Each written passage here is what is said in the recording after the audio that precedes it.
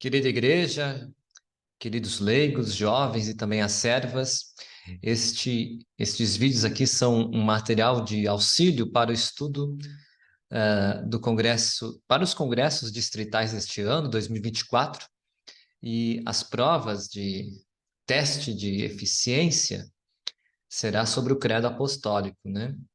E sempre lembrando, né? Quem estudou já ganhou, porque o mais importante aqui é essa parte.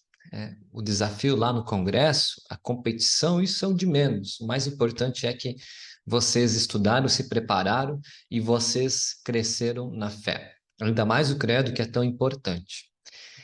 Então, vamos iniciar, antes de tudo, com uma oração. Em nome do Pai, do Filho e do Espírito Santo. Amém. Bondoso Deus, nós estamos estudando quem Tu és e o que Tu fazes por nós. A criação, a redenção e também a santificação. Abençoa teus filhos e tuas filhas que irão estudar e que este material, que o estudo que cada um possa fazer em sua casa seja uma grande bênção para nossas vidas e também para a tua igreja. Em teu nome nós pedimos. Amém. Então tá, vamos lá? Vamos ver se eu ainda sei mexer nisso aqui. Acho que sei. Espero que a cachorrada aí dos vizinhos não atrapalhe a gente. Aí, acho que está aparecendo para vocês. Então, nós vamos estudar o credo, o livro, o texto que serve de base é o Com Jesus, né? De novo, é o Com Jesus, material aí de manual cristão, especialmente para crianças. Muito bem. Então, vamos lá? Sempre lembrando, antes de começar, né? Estude em um lugar silencioso, quando não está cansado, né? Não adianta lá às 9:30 da noite abrir esse vídeo se você está cansado, né? Melhor você ter que separar um tempo para estudar e, e também para fazer anotações, longe de rádio, conversas, televisão, tudo que atrapalhe você, né? E se você está assistindo no celular, que bom, mas o celular também é ruim, que vem as notificações, tira muita concentração. Então, se puder, se concentre ao máximo, tenha um rascunho, né? Faça anotações do que é mais importante e vamos lá, né? Aos leigos, jovens e servas, né? Congresso de leigos é agora, daqui uns dias, eu estou gravando em março deste ano. O de servas é lá no meio do ano, e de jovens mais para o final do ano, em outubro. Então, o credo apostólico. Você sabe muito bem, se você sabe de cor. O credo apostólico é o mais comum da igreja cristã, né? Crê em Deus Pai Todo-Poderoso, Criador do céu e da terra, e assim por diante, né? Você sabe de cor isto, né? Mas se você não sabe, sempre é bom decorar. Mas quem vai bastante nos cultos acaba decorando, né? Memorizando o credo. E o que é um credo? Um credo é um resumo daquilo que cremos e confessamos também. Então, é uma confissão de fé, o credo. E a igreja cristã ela tem três grandes credos. O primeiro é o credo apostólico, o credo dos apóstolos. Ele vem lá do século II, mais ou menos, onde ele começa a ser escrito. Nós temos o credo niceno, esse sim tem um ano, mais ou menos, de que começaram a escrever o credo niceno, foi o ano 325. É bem interessante o grande respeito que o credo tem com Deus também, né? O credo fala de Deus. Então, o credo apostólico é muito provável que levou mais de 60 anos para ser escrito. O credo niceno, ele começou em 325, ou quem sabe terminou neste ano, mas demorou muito para ser escrito. E também temos o credo atanasiano. Este tem uma linguagem um pouquinho diferente, ele fala mais como que Deus é, como é a relação das três pessoas da Trindade. Enquanto o apostólico niceno, ele tem uma ênfase mais no que Deus faz, né? E o atanasiano fala mais da essência de Deus. Ele é confessado uma vez por ano, pelo menos no dia da Santíssima Trindade, logo depois do dia de Pentecostes. Então a igreja cristã sempre confessa. Não sabemos o ano em que foi escrito, mas com certeza tem mais de 1500 anos. E o credo, do que se trata? O credo trata sobre Deus, sua pessoa e a sua obra. O primeiro artigo do credo apostólico, então falando da apostólica, apesar que o niceno também segue essa ordem, o atanasiano também, de alguma forma. O primeiro artigo fala que Deus é Pai, né, da primeira pessoa da Trindade, Deus Pai. A ele é atribuída mais a obra da criação. O segundo artigo fala de Deus Filho, o Redentor, Jesus, né? Terceira pessoa é o Espírito Santo, o santificador. Então, o primeiro artigo que se trata, então, da criação. O primeiro artigo, tem que saber de cor. Creio em Deus Pai Todo-Poderoso, Criador dos céus e da terra. Isso é fácil. O que significa isso? Aí vem a explicação que muitos também decoraram, né? Eu sou muito a favor de decorar isto, e a explicação dada, escrita por Lutero, né? Creio que Deus me criou a mim, a todas as coisas, e me deu corpo e alma, olhos e ouvidos e todos os membros, razão e todos os sentidos, e ainda os conserva. Além disso, me dá vestes, calçados, comida e bebida, casa e lar, esposa e filhos, campos, gado e todos os bens. Supre-me abundante e diariamente de todo o necessário para o corpo e a vida. Protege-me contra todos os perigos e me guarda de todo mal.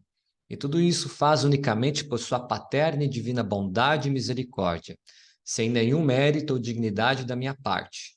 Por tudo isso devo dar-lhe graças e louvor, servi-lo e obedecer-lhe. Isto é certamente verdade.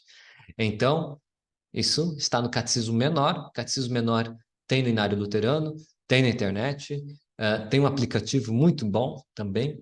Então, é importante a gente saber isso de cor. Sempre lembrando, de cor é falar de coração. Foi escrito por Lutero, como eu falei, né? E é uma confissão de fé nossa também, né? Lutero não é tão importante aqui, mais importante é o que ele escreve, o que ele diz. A pessoa de Lutero é o de menos. Então, Deus Pai, ele é todo-poderoso e criador. Como diz o Salmo, nosso Deus está no céu e faz tudo como lhe agrada. Salmo 115. Então, Deus tem todo o poder, ele é capaz de fazer tudo o que ele deseja. E também para Deus nada é impossível, não existe essa palavra para Deus, né?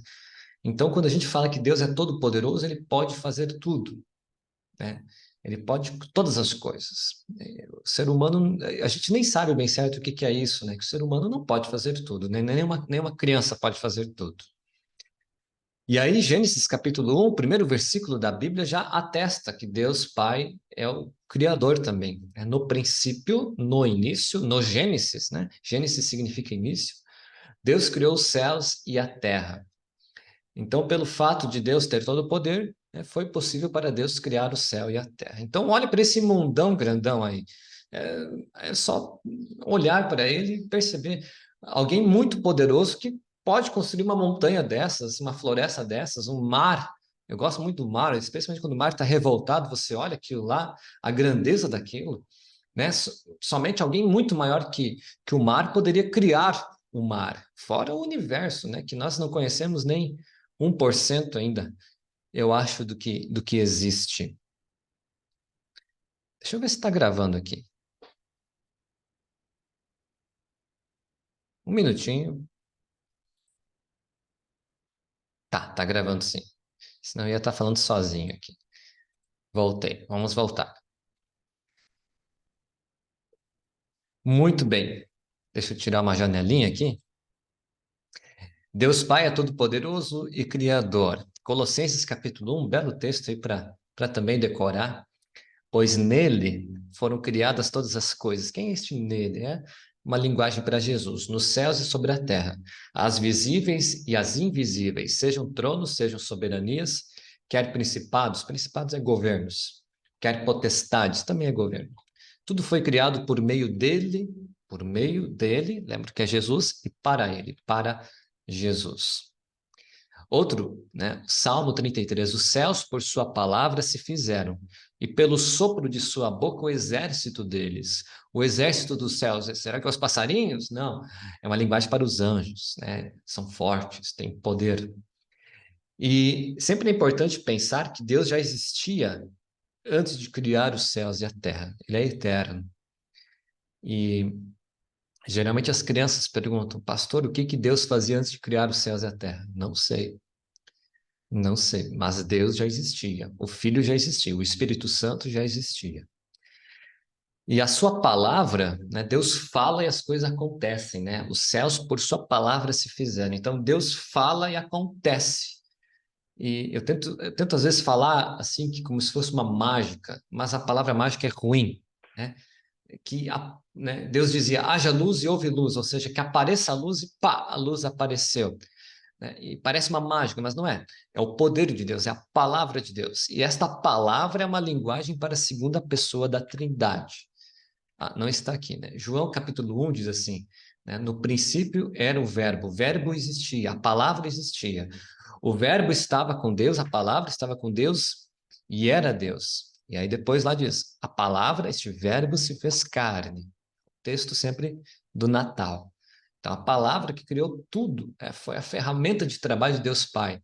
A segunda pessoa da Trindade foi a ferramenta de trabalho de Deus Pai. Então, isto criou todas as coisas. É um poder maravilhoso. Hebreus capítulo 11, pela fé, entendemos que o universo foi formado pela palavra de Deus, de maneira que o visível veio a existir das coisas que não são visíveis. Então, veja, é uma explicação. Ninguém de nós é capaz de compreender como, né, como Deus criou o universo, faltou criou. Nós aceitamos isto pela fé. Por quê? Nem você, nem eu estávamos lá em Gênesis vendo Deus criar os céus e a terra. Nós cremos isto pela fé. Nós não conseguimos pegar na orelha de alguém, ó, Deus é o Criador, coloque isso na tua cabeça. A gente testemunha e pela fé ele vai aceitar isto. Né? A gente não consegue fazer isso, né? Então, eu acho que você deve ler, né? Leigo, serva, jovem, né? Leia o relato da criação, as primeiras páginas da Bíblia, a história da criação, de como que Deus criou os céus e a terra em 7 dias. Em 6 dias ele criou, no sétimo ele descansou. E depois de você ler, né? Se você quiser parar o vídeo aqui agora, para o vídeo e leia, né? Vai demorar 2 minutinhos no máximo, aí volte aqui. Então, alguns detalhes importantes da criação, alguma coisa interessante assim, né? 6 dias de criação e um dia para descanso. O descanso ele faz parte da criação. Então, foram 6 dias que Deus trabalhou e no sétimo ele não criou mais nada, ele parou de criar. E então é o descanso. Os dias eram também de 24 horas, né? A Bíblia sempre fala, houve tarde e manhã, este foi o quinto dia, o quarto dia. Houve tarde e manhã, ou seja, anoiteceu e amanheceu. Houve tarde e manhã. Eram dias de 24 horas. Isso vai contra, né? Eu vou falar daqui a pouquinho. Muita gente pensa na evolução, que esses sete dias da Bíblia é uma forma, assim, é uma alegórica de se diz, né? É porque eram dias compridos, assim seria, né? Mas eles pegam aquele texto de Pedro e diz assim: um dia é como 1000 anos para Deus e 1000 anos é como um dia. Ou seja, então aquilo foi milhares e milhares de anos no nosso tempo, mas para Deus foi 7 dias. Então ele escreveu 7 dias. Para ele, né, foi 7.000 anos, né? Estou forçando aqui. Não, eram dias de 24 horas, dias que nós temos hoje, 24 horas, né? Não é bem 24, 23 e pouquinho, né? Mas é dia assim de 24 horas. E Deus sempre fala, após ter criado alguma coisa, no final do dia seria, né? Deus viu que o que havia feito era bom, era muito bom. Então a criação era que Deus criou, nós temos ainda hoje, né? Até hoje, sempre foi reconhecido como algo bom.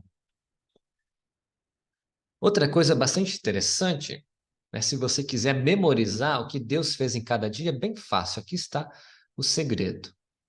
Veja, o primeiro dia, ele tem relação com o quarto dia, o segundo com o quinto, o terceiro com o sexto, né? Não sei se aparece aqui a setinha, mas a ideia é assim, que Deus parece que primeiro cria o espaço, o lugar, e depois cria ele povoa este lugar. Então veja, no primeiro dia Deus criou luz e trevas, ele fez uma separação do que seria a luz e do que seria trevas.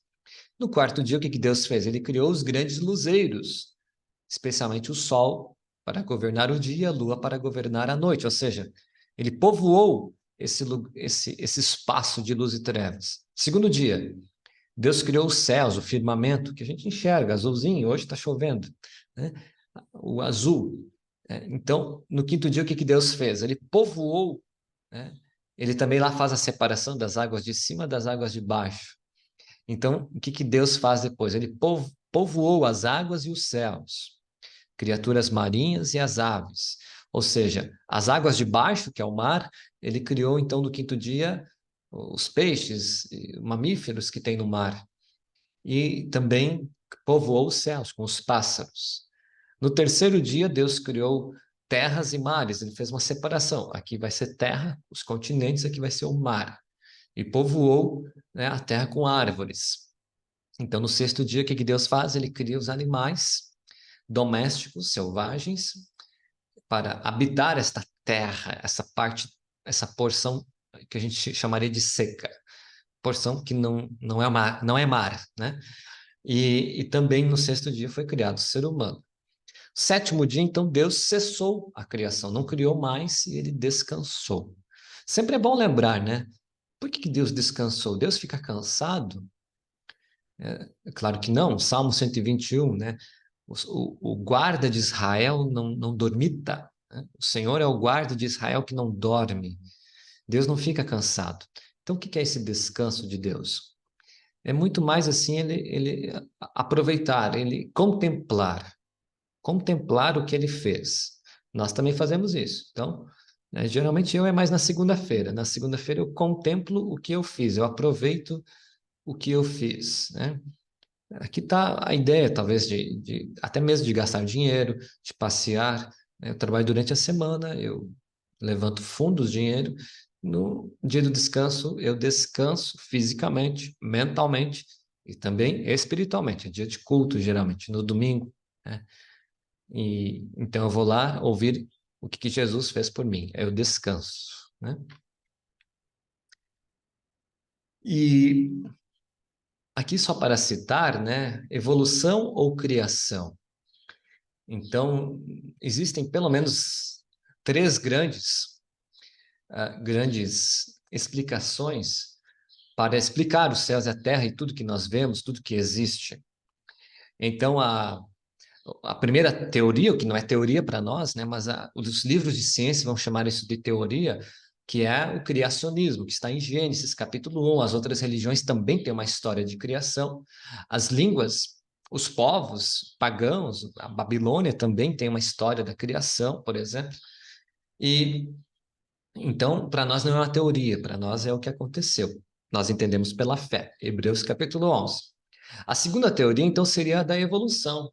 A teoria da evolução, então, alguma parte dela estaria certa, né? Que os animais, eles não que eles evoluem, mas eles se adaptam ao ambiente. Então, o mais forte, os mais aptos são os mais fortes, né? Os que conseguem se adaptar muito bem. E o ser humano também sofre um pouquinho disso, né?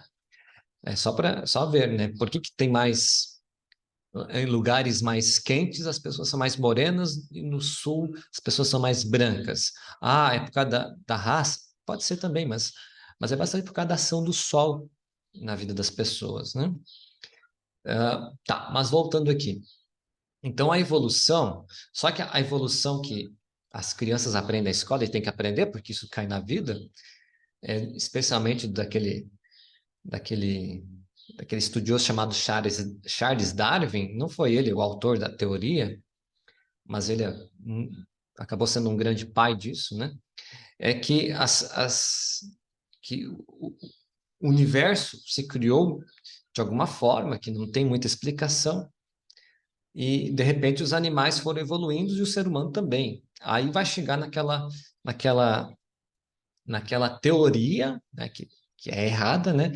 Que o ser humano e o macaco vieram do mesmo ser vivo, um primata, né? Não que o ser humano veio do macaco, mas que nós e o macaco temos um primo, assim, meio parecido, né?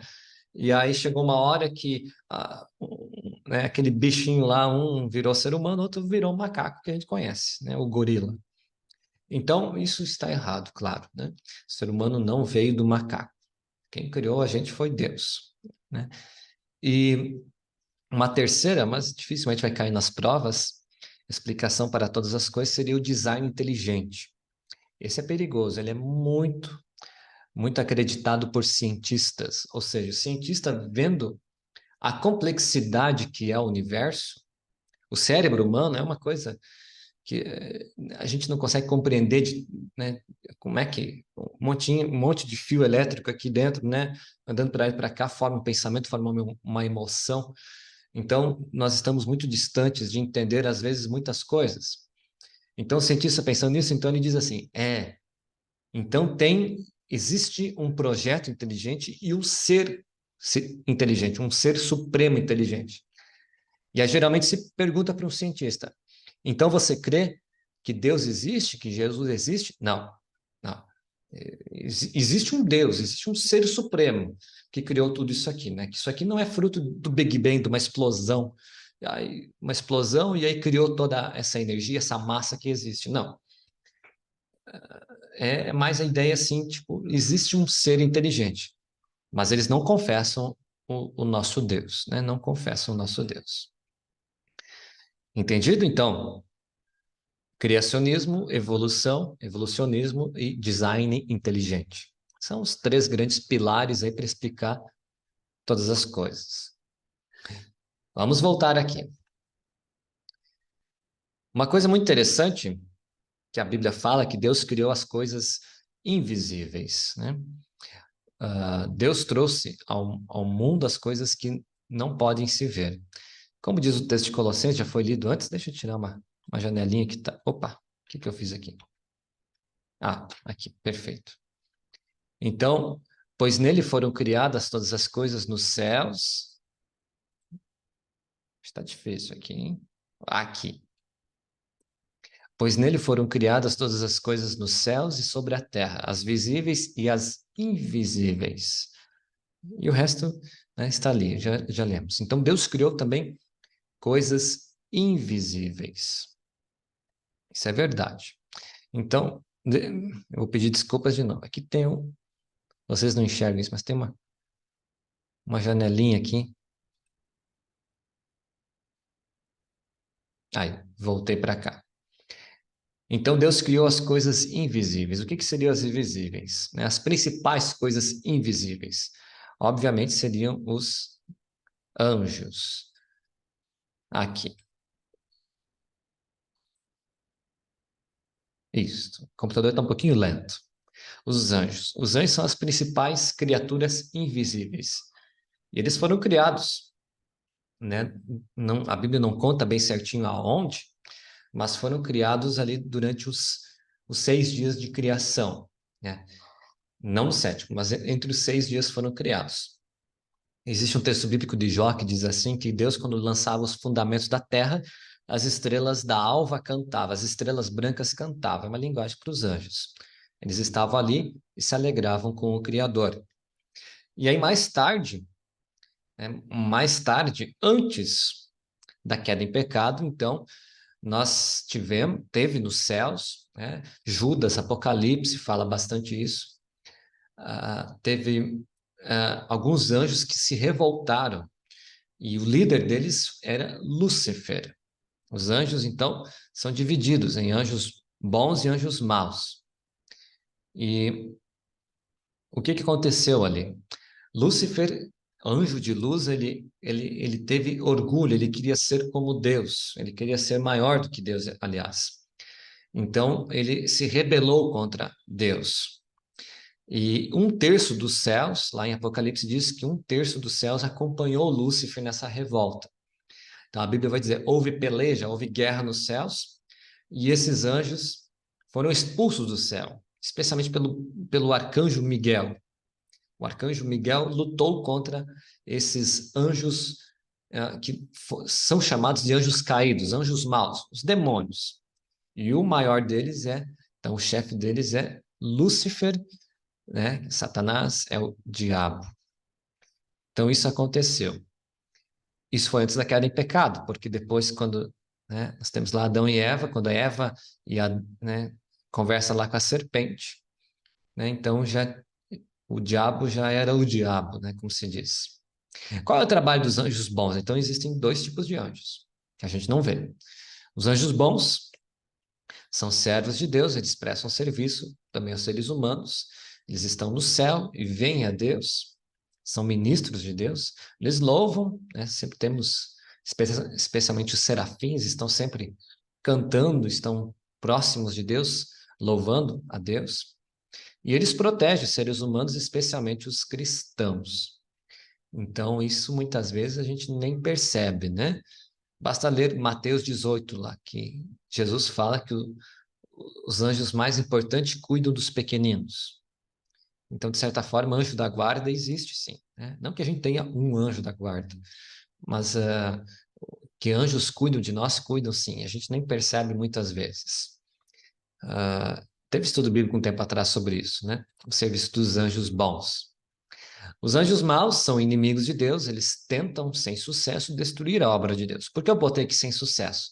O diabo não eliminou, a, não acabou com a criação, não acabou com o amor de Deus, né? O diabo é o seu líder, está lá em João capítulo 8, é o pai da mentira também. Os cristãos são atacados pelos anjos maus, os demônios. Eles querem desviar os cristãos para o mal, para a condenação. E é claro aqui que o serviço dos anjos maus não é aparecer para você com dois chifres, com um rabo te assustando. Eles querem te desanimar na fé, especialmente. Então, esse é o trabalho deles, trazer tentações, o pecado, e como eu falei esses dias nas pregações, o diabo ele não consegue deixar o inferno bonito. Então, o que que ele deixa bonito? Ele deixa o caminho para o inferno um caminho bonito, agradável, né? Caminho do pecado.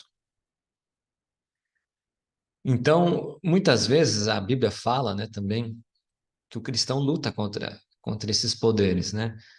Porque a nossa luta não é contra o sangue e a carne, ou algo físico, mas contra os principados e as potestades, contra os dominadores deste mundo tenebroso, contra as forças espirituais do mal nas regiões celestiais. Pedro diz: sejam sóbrios e vigilantes, o inimigo de vocês, o diabo, anda em derredor, como um leão que ruge procurando alguém para devorar. Agora, falando um pouquinho da criação dos seres humanos, né, mudando o assunto, então sempre Deus falava e as coisas aconteciam, passavam a existir. Porém, em Gênesis 1:26, Deus diz assim: façamos o ser humano à nossa imagem e conforme a nossa semelhança. Com quem que Deus está conversando ali? Ele diz: vamos fazer, façamos. Ah, alguém poderia dizer: Deus está falando com os animais? Pode ser também. Mas Deus está falando com ele mesmo, ele é três pessoas em um ser só, né? Então, vamos fazer o ser humano à nossa imagem e semelhança. Então, Deus formou lá do pó da terra, né? Formou como se fosse um boneco e soprou nas narinas o fôlego da vida. E o homem se tornou então um ser vivente. O que é a imagem e semelhança de Deus? Será que o ser humano então tem a aparência física de Deus? Deus tem orelhas, tem boca, tem nariz? Não necessariamente, né? Quando a Bíblia fala o braço forte de Deus, é uma linguagem para falar de como Deus é forte, para a gente crer, né? Jesus, sim, ele é verdadeiro homem, então ele vai ter braço, vai ter perna, olhos, nariz, mas, mas não necessariamente que Deus Pai tenha isso, né? Nós somos criados, a imagem e semelhança está relacionada com a santidade, com a justiça. Fomos criados santos e perfeitos, iguais a Deus. Imagem e semelhança de Deus, né? Não iguais no sentido que temos o mesmo poder, ontologicamente, né? O ser de Deus, né? Não, nós sempre estamos abaixo, mas fomos criados santos. E sempre lembrando, o ser humano, ele não é somente este corpo, né? Este corpo, meu corpo aqui de 60, 70, 80 quilos, né? Não, o ser humano, ele é corpo mais alma ou espírito. Então, e a alma, ela é imortal, ela não morre, ela não deixa de existir em nenhum momento. A alma, a alma é aquilo que eu sou fora do meu corpo, né? Não que a minha alma esteja vagando por aí também, mas é aquilo que eu sou. Por isso que quando acontece a morte, né? Nós vamos falar no outro estudo, a morte é a separação de corpo e alma. A morte, então, é um choque, é um golpe terrível em nossa existência. A mulher, vocês sabem, a partir da leitura, foi criada a partir de Adão, a partir da costela de Adão. Então, meninos aí, contem as costelas de vocês. E a Bíblia fala, né, que então o Adão viu a Eva lá, agora sim, esta é osso dos meus ossos, carne de minha carne. O Adão se apaixonou pela Eva, né? Era a única mulher só, né? Mas agora estava tudo perfeito, né? Então Deus viu, né? O leão tinha a leoa, o elefante tinha a elefanta, né? E tinha o macho e a fêmea, e o Adão estava sozinho. Vou fazer uma auxiliadora. Então ele entrega a mulher para o homem. É assim até hoje, o casamento é isso, né? O homem, temos o homem, e aí no casamento se entrega uma mulher para este homem. Está se repetindo a criação. Houve então a queda em pecado, né? A mulher ouviu a serpente e depois Adão era um péssimo chefe de família. Ele, em vez de dar um tapa nas mãos da Eva, não come isso, mulher. Não, ele foi lá, ele foi conivente, ele comeu também o fruto proibido. Né? A serpente atacou a cobiça do ser humano. Vocês serão iguais a Deus. De novo, né? O diabo ele sabe tentar. E Adão e Eva pecaram, então eles perderam a imagem divina. Daí por diante, não conheciam mais a vontade de Deus, não eram mais santos e justos como antes. E outros resultados dessa tragédia, isso foi a maior tragédia do mundo, né? Foi o fato da dor, da doença, a tristeza, a morte, o ódio. Então tudo isso começa, né? E começa ali, né, pelo fato de da já tem uma briga logo depois, né? O Adão coloca a culpa na mulher. E no fundo, né, a mulher que tu me deste, está colocando a culpa em Deus, e a mulher coloca a culpa na serpente. A serpente me enganou. Então ali já tem gente fugindo da culpa. Tem a questão da nudez, eles ficam com vergonha agora. Eles têm, né, eles não conhecem esse sentimento que é a vergonha. Deus cobre eles, e eles são expulsos do paraíso. E aí eles vêm morar, né, na terra, né, claro, né, mas eles vêm morar no que a gente conhece muito bem. Basta ligar a televisão. Este é o mundo de Adão e Eva. Uh, Efésios diz algo muito interessante sobre a imagem e semelhança, né? Quanto à maneira antiga de viver, vocês foram instruídos a deixar de lado a velha natureza, pecado que se corrompe segundo desejos enganosos, a se deixar renovar no espírito do entendimento de vocês, e a se revestir da nova natureza criada segundo Deus, em justiça e retidão, procedentes da verdade. Ou seja, né, aqui tem um salmo também. Eu, porém, na justiça contemplarei a tua face. Quando acordar, me satisfarei com a tua semelhança. Ou seja, o ser humano ele consegue voltar um pouco a ter essa imagem e semelhança de Deus, né? Mas ele não volta perfeitamente. Ele volta por meio da fé, por meio de Jesus. Ele recebe a santidade de novo, mas ele peca de novo. Nós somos. Existe até uma frase em latim muito forte para nós: simul justus et peccator, ou seja, simultaneamente, ao mesmo tempo justo e pecador. Você que está me ouvindo e tem a fé em Jesus, eu também, eu sou santo e pecador ao mesmo tempo, até o dia da morte. Depois da morte, então, se eu morrer na fé, espero que sim, então passarei a ser somente santo. E sobre a bondade do Criador, né? Aqui eu coloquei uma foto de uma mãe, um bebê. Nós temos o cuidado de Deus, né? Uma criança, um bebê quando nasce, não é assim, os pais não podem abandonar. Se o pai e a mãe sair de perto e ir embora, a criança vai morrer de fome, vai se machucar. Deus não é assim. Deus criou os céus e a terra, houve a queda em pecado, mas Deus continua sendo o criador quando ele cuida de nós. Ele não é um Deus distante, ele está presente, mesmo que nós não podemos ver. Então, Deus foi criador e continua sendo criador. E aí a parte do catecismo que diz, supre-me, né, me enche abundante diariamente todo o necessário para o corpo e a vida, protege-me contra todos os perigos e me guarde de todo mal. E tudo isso faz unicamente por sua paterna e divina bondade, sem nenhum mérito ou dignidade da minha parte. Por tudo isso devo dar-lhe graças e louvor, servi-lo e obedecer-lhe. Ou seja, eu não conquisto, e não tem nada em mim que consegue convencer Deus me amar, mas é unicamente sua paterna e divina bondade. Deus é bondoso, ele me cuida mesmo sem eu merecer, né? Então ele faz isso. Salmo 36. Tu, Senhor, preservas as pessoas e os animais, a criação em si, mesmo que ela geme, esperando pelo seu Salvador, como diz Romanos, mesmo que tenha os terremotos, tenha as tempestades, tenha as secas, tenha as enchentes, mas mesmo assim Deus sustenta, assim como sustenta os animais. E por que Deus nos abençoa tanto? É, logicamente por causa do seu amor. Veja essa oração de Jacó. Jacó orou: Deus de meu pai Abraão e Deus de meu pai Isaque, ó Senhor que me disseste, volte para a tua terra, para a sua terra e para a sua parentela, e eu farei bem a você. Sou indigno de todas as misericórdias e de toda a fidelidade que tens usado para com o teu servo. Ou seja, Jacó ele se diz: eu sou indigno, né? Mas ele agradece, né? Salmo 103. Como um pai se compadece de seus filhos, assim o Senhor se compadece dos que o temem.